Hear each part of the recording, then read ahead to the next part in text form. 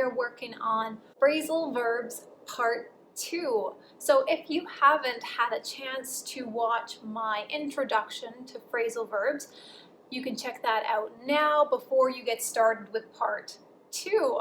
When learning phrasal verbs, I recommend, and this is the way I teach it, I recommend that you learn them in groups associated with a certain event. So instead of learning every single phrasal verb that starts with the word take, take up, take off, take out, all those things, instead of learning all of those together, think about an event. Think about something you do. Maybe it's morning routine. Maybe it's a sporting event. Maybe it's being at school. And learn all of the phrasal verbs associated with that one event.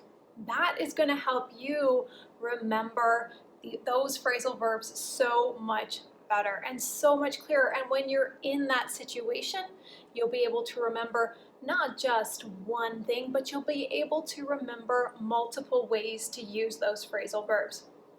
Today's lesson, I'm actually going to be talking about a group of phrasal verbs, not connected necessarily with a situation or event, but there is something about these 6 phrasal verbs that make them unique, and that is that they are inseparable.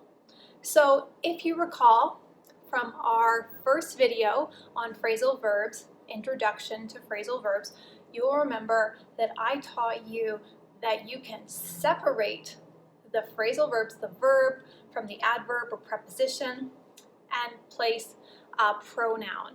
Let's just do a quick review. So we have the phrasal verb pick up. This is a very common one. Pick up the pen, pick up the garbage, whatever it might be. Let's use the pen for this quick example. Pick up the pen. Now, in our introduction, I taught you how you can take the pen and use a pronoun, so it, instead. But the only catch was that you can't say pick up it. You have to place the pronoun between the verb and the preposition in this case. Pick it up. Or you can say pick the pen up. When you have the pronoun, it needs to go in the middle. So this demonstrates how you have a phrasal verb that is separable, meaning you can take the 2 pieces, separate them, and place the pronoun in the middle. In fact, you have to place it in the middle because it doesn't make sense placing it at the end. So that's quick review. Today, we're going to talk about phrasal verbs that are inseparable. So you can't do this. And there are 6 of them that I'm going to teach you today. All right, our first one is look after. So look after means that you are going to take care of something for someone else. You are going to look after my cat.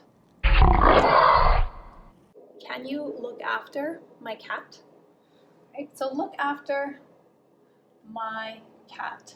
If we were using this as a phrasal verb that can be separated, we would have to take my cat, turn it into a pronoun it, look it after.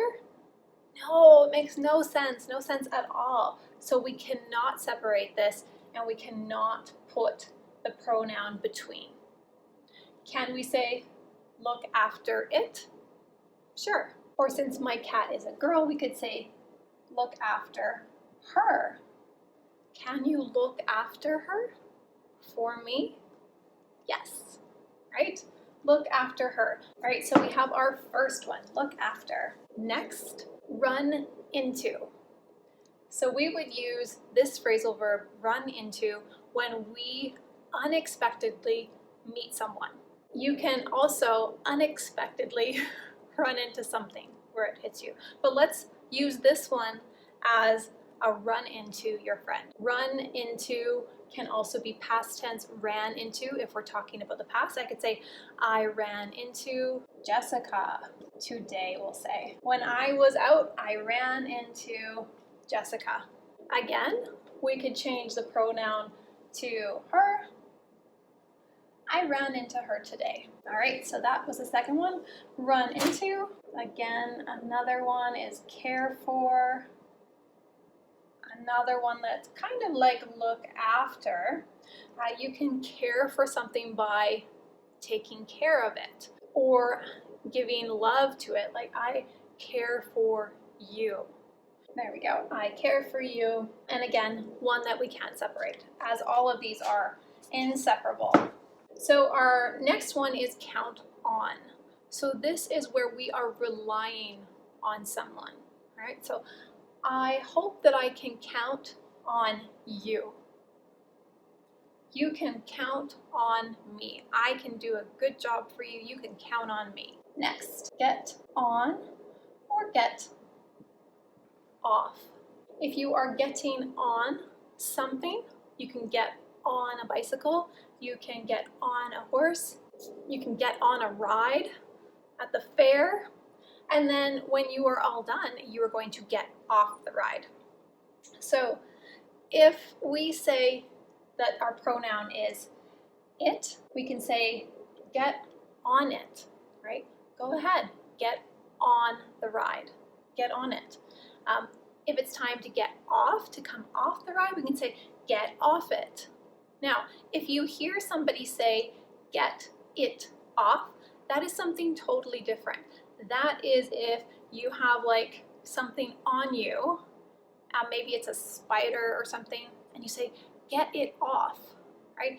That is not the same phrasal verb. That is actually asking somebody to take it off, right? Off of you. Okay, so a little bit different, but can be a bit confusing.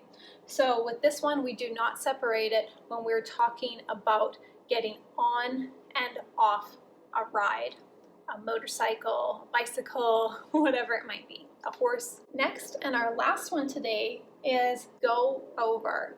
So if we are going over something, we might be climbing it and then going over, right? So we can say go over the hill and then down the road. You're giving directions. Go over and then continue. We can't say go it over or go the hill over. None of that makes sense. So I hope that these 6 examples show you how they are inseparable phrasal verbs. They are also very common, so they are excellent phrasal verbs for you to practice using and memorizing. Because remember, phrasal verbs don't make sense. They're idiomatic, right? They're just like the idioms we learn. You need to study them and practice them in your everyday writing and speaking so that you can get used to using them. All right, that is everything for today's phrasal verb lesson. Stay tuned for more lessons as we learn about different groups of phrasal verbs and how we can use them. I will see you next time.